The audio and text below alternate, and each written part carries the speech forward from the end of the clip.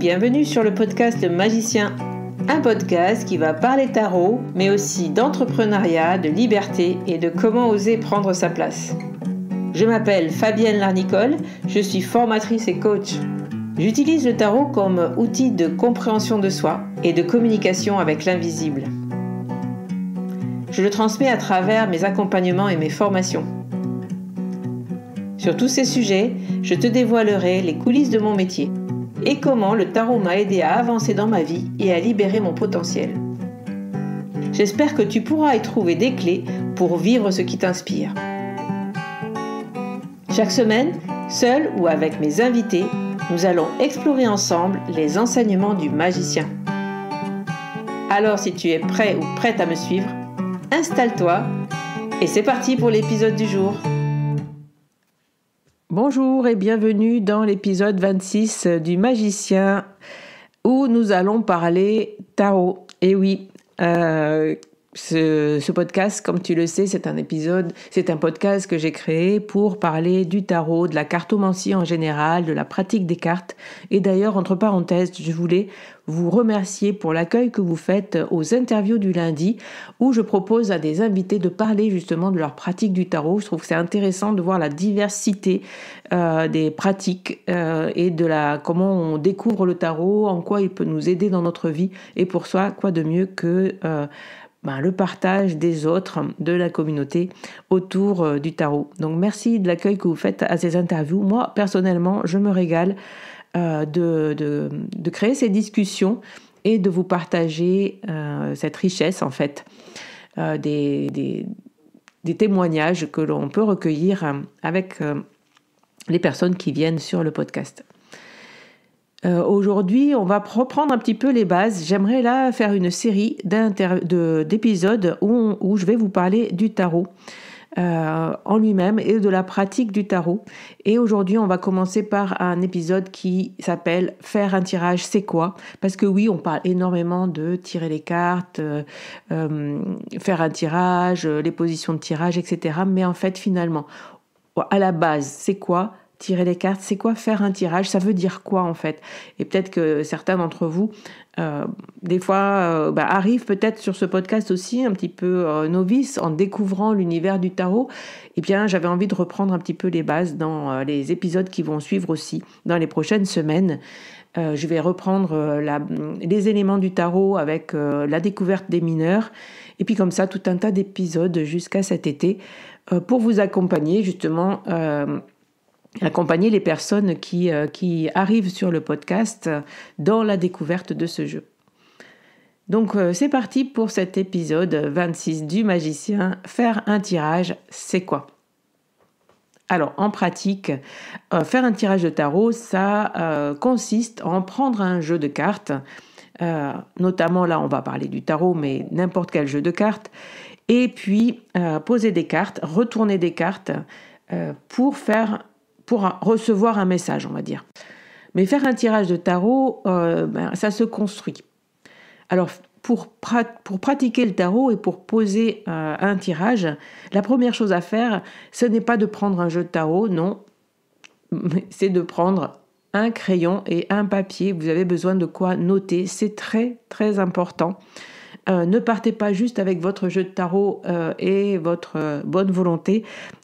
C'est compliqué de faire comme ça, on ne peut pas tout retenir et la première chose à faire c'est de prendre un stylo et un carnet, un morceau de papier volant même si vous voulez, mais prenez de quoi noter, c'est essentiel.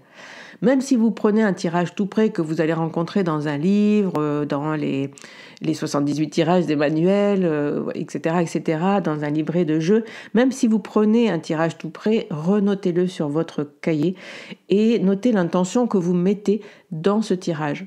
Donc la première chose à faire pour moi, c'est de poser votre intention ou votre question. Notez votre question telle qu'elle arrive. Ne vous prenez pas trop la tête. Quand on prend les cartes pour faire un tirage, souvent, on a vraiment une question en tête, on a quelque chose qui nous tracasse.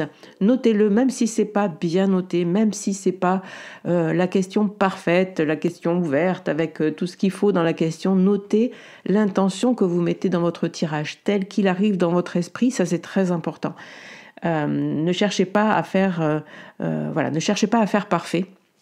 Notez tous les mots qui arrivent dans votre esprit, parce que c'est ce que vous avez envie d'interroger, c'est ce qui est présent dans votre esprit à l'instant T pour faire votre tirage et pour interroger les cartes. Donc une fois qu'on a noté cette intention ou cette question, on essaye de la comprendre et de voir qu'est-ce qu'il y a dans cette question et qu'est-ce qui pourrait vous aider à y répondre. Et c'est là où on entre en jeu pour créer ou décider d'un ordre de tirage et on définit des positions de cartes que l'on va tirer par la suite. Donc on n'a toujours pas pris notre jeu de tarot. Vous remarquez, on est là à une réflexion, on mène une réflexion autour de notre intention et notre question pour créer ou décider d'un ordre de tirage. Créer, ça veut dire que vous allez faire votre propre tirage en décidant par exemple que la position numéro 1, ça sera la position du passé, d'où vient cette question, qu'est-ce qu'il y a dans le passé que je pourrais comprendre pour comprendre où j'en suis aujourd'hui. Ça peut être aussi la situation aujourd'hui, ça peut être plein de choses, c'est vous qui décidez. Mais vous pouvez aussi décider un ordre de tirage, c'est-à-dire c'est là où vous allez peut-être aller chercher un tirage tout fait, tout prêt, un tirage en croix, un tirage à 3 cartes. Décidez que vous ne mettez pas justement de position, vous décidez que vous allez tirer 3 cartes sans ordre prédéfini. Un tirage libre, mais vous le décidez à l'avance, vous décidez d'un protocole, vous décidez que vous allez tirer 3 cartes et pas 4. Faites-le vraiment parce que ça structure votre tirage, ça structure votre esprit et vous décidez vraiment de votre protocole et vous définissez comment vous allez faire votre tirage à l'avance. C'est extrêmement important, cette partie-là. Posez votre question, posez votre intention, l'écrire pour vous en rappeler toujours et pour vous allez voir, pour revenir toujours à cette question pour pouvoir faire des interprétations. C'est important de l'avoir écrit parce que là, votre esprit va beaucoup réfléchir jusqu'à l'interprétation et vous risquez d'avoir oublié votre question primaire. Donc, notez votre question, décidez ou créez un tirage pour définir des positions, un protocole de tirage. Ensuite, à ce moment-là, vous prenez votre jeu et vous battez les cartes en pensant à votre question ou à votre intention. Ça vous permet de vous concentrer, de revenir. Vous avez peut-être beaucoup réfléchi pour savoir quel tirage vous allez faire. Donc, revenez à votre question, pensez à votre question. Et le moment où l'on bat les cartes, il est fait aussi pour ça, pour se reconcentrer sur ce que l'on va faire et ce que l'on s'apprête à faire, c'est-à-dire faire un tirage de cartes. Moi, si je suis en consultation, je vais battre mes cartes en répétant la question, en répétant ce qu'on a dit de la question et peut-être les discussions que l'on a eues autour de cette question. Et je vais redonner à mon consultant le fait que c'est bien ça que l'on va faire aujourd'hui. On va tirer les cartes pour cette personne, pour cette question, pour décider pour répondre à cette interrogation. Donc n'hésitez pas à parler à voix haute, même si vous êtes tout seul quand vous faites ce moment-là, quand vous en êtes à battre les cartes en pensant à votre question. Vous pouvez répéter des mots, répéter la question à voix haute. Moi, ça m'aide beaucoup. Je trouve que les mots sont importants à ce moment-là. Ensuite, on procède au tirage.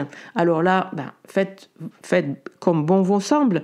Il n'y a pas de bon protocole de tirage, battre les cartes. C'est important pour vous concentrer, pour mélanger un peu votre jeu, pour vous connecter à l'instant présent, à ce que vous allez faire.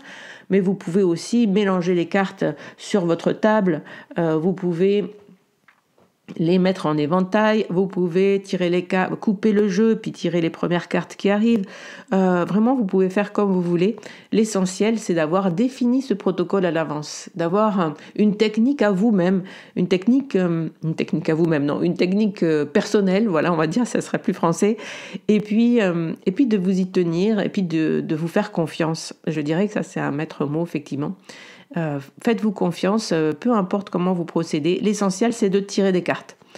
Donc, on pose des cartes en mettant les cartes sur les positions de tirage que l'on a choisies. Hein, si c'est un tirage en croix, on va dessiner une croix avec la carte numéro 1 est là, numéro 2 est là. Et ça, si vous l'avez écrit sur votre carnet, vous allez vous en rappeler. Hein, donc c'est très important toujours de tout noter à l'avance, notamment la position de vos cartes.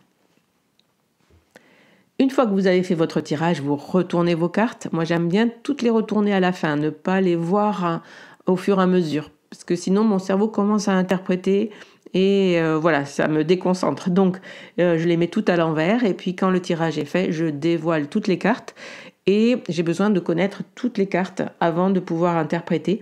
Mais vous pouvez aussi soulever vos cartes les unes après les autres. Je sais qu'il y a des personnes aussi qui aiment faire comme ça. Encore une fois, faites-vous confiance, faites comme vous le souhaitez. L'important, il n'est pas là, il est vraiment sur les points que je vous ai dit tout au début, c'est-à-dire de toujours noter. Notez vos questions, notez votre tirage et l'important, il va venir maintenant. Une fois que l'on a retourné les cartes, il va être important de commencer à avoir les premières sensations, les premières interprétations, les premières images vont venir. Laissez venir ce qui vient. Ça, c'est un petit peu le tirage intuitif, on va dire. Hein. On va laisser votre esprit commencer à faire sens, à faire des liens.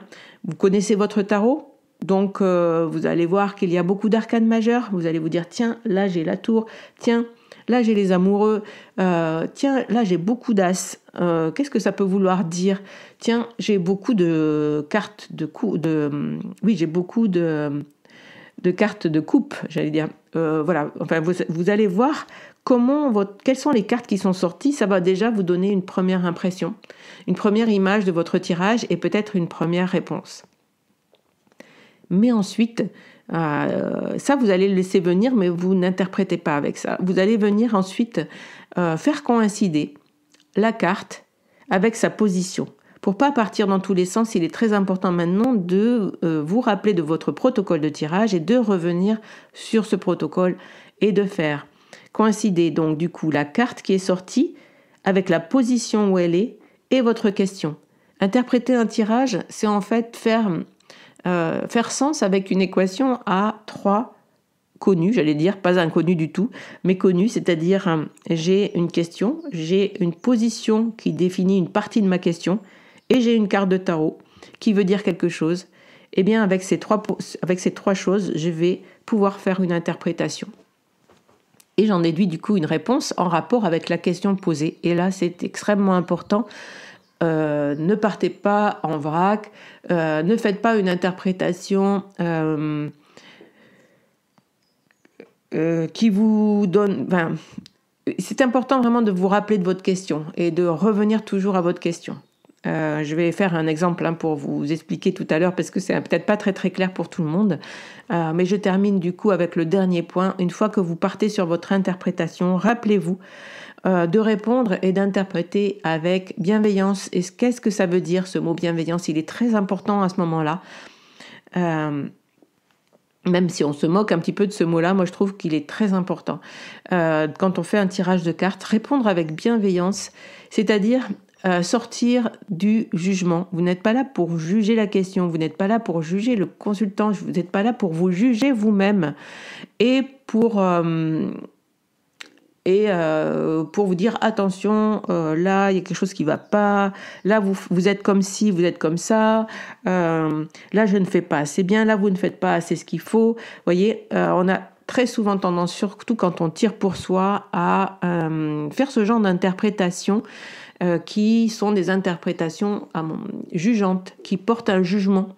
Dès le départ, d'ailleurs, on peut même porter un jugement sur la question. C'est très facile et je l'ai très souvent vu dans des ateliers de tirage, ou dans des ateliers de pratique, ou dans mes formations. J'ai très souvent vu des personnes qui s'auto-jugent, qui s'autocritiquent, qui se disent dès le premier mot qu'ils mettent en place, j'ai cette question, mais elle est bête cette question.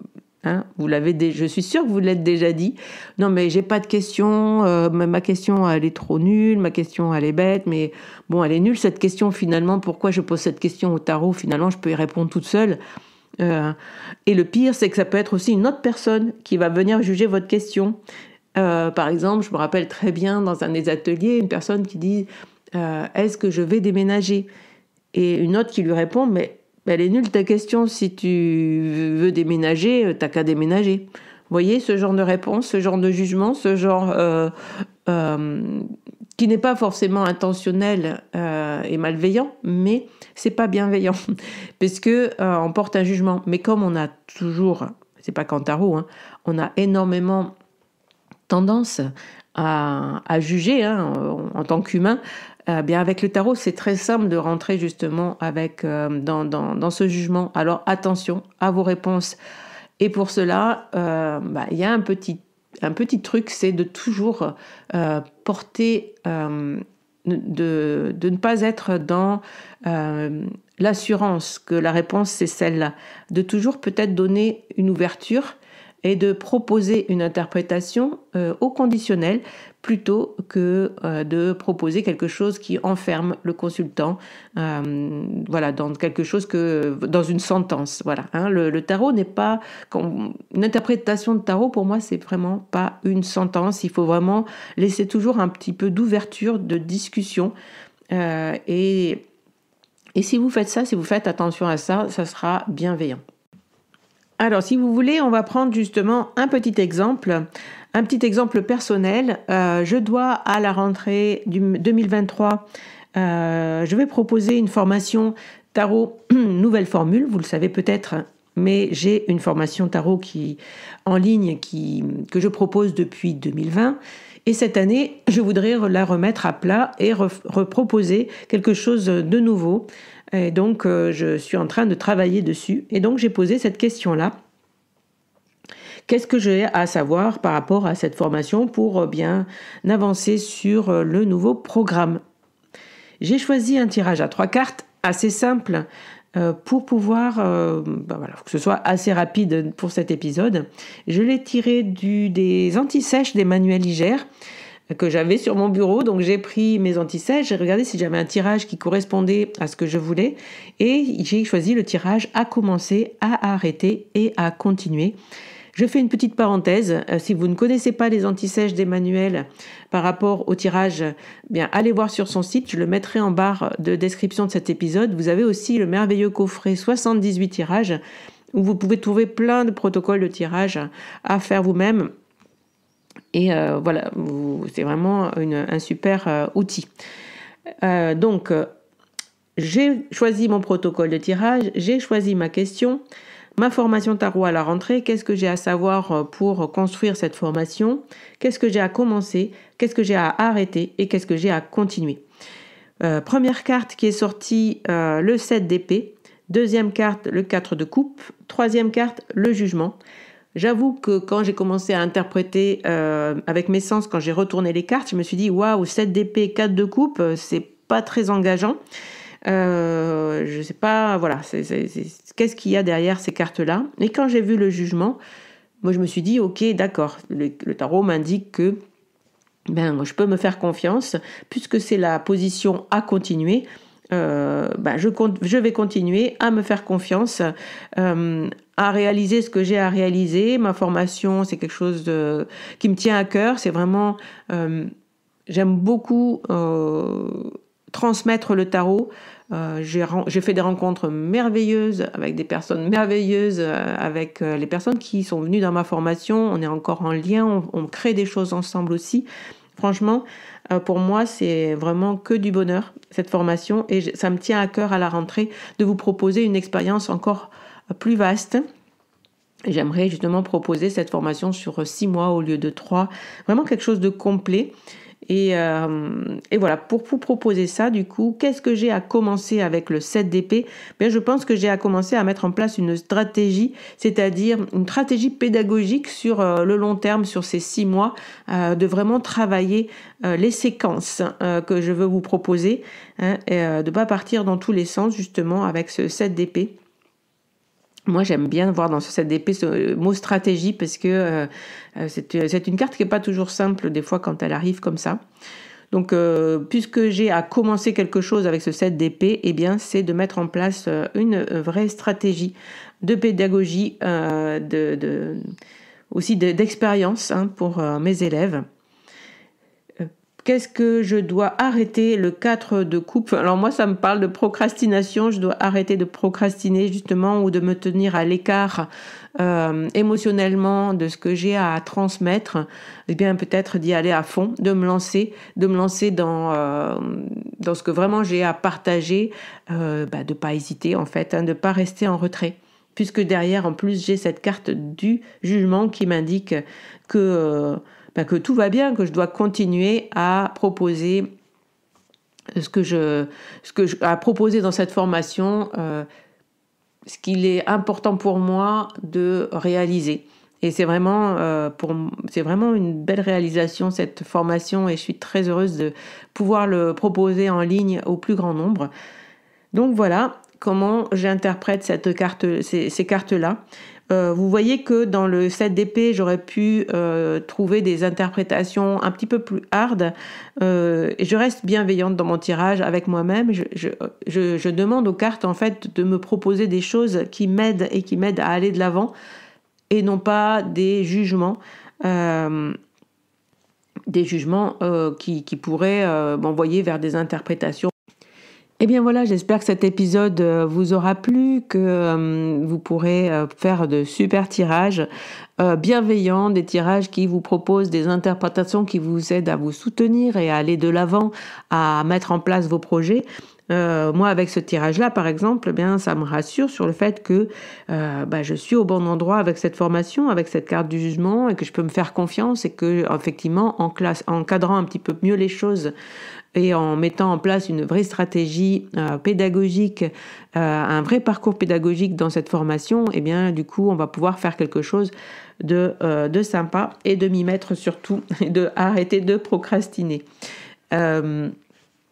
Voilà, eh bien écoutez, le tarot c'est passionnant, le tarot ça nous aide à réfléchir sur nous-mêmes, à nos projets, à notre vie, ça nous aide à se poser en fait avec ces questions, à ne pas les laisser passer dans notre esprit, ça nous aide à prendre un moment pour soi, à prendre un moment de réflexion, de revenir à soi et c'est en ça qu'il est à mon sens hyper intéressant.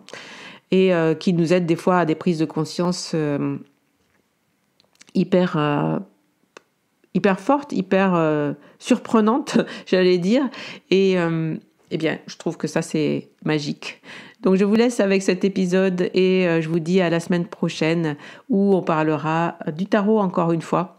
Et puis, lundi prochain, sort une prochaine interview du lundi avec Socha. Ne manquez pas cet épisode, je vous retrouve très très vite et je vous dis à bientôt. Bye bye. Voilà la fin de cet épisode, merci de l'avoir écouté. N'oublie pas de t'abonner pour ne pas manquer les prochains. Soutiens le magicien en laissant un avis ou un commentaire sur ta plateforme préférée, Spotify ou Apple Podcast. De mon côté, il me reste à te souhaiter une excellente suite de l'aventure. Où que tu sois, on se retrouve très vite pour un prochain épisode. Bye bye!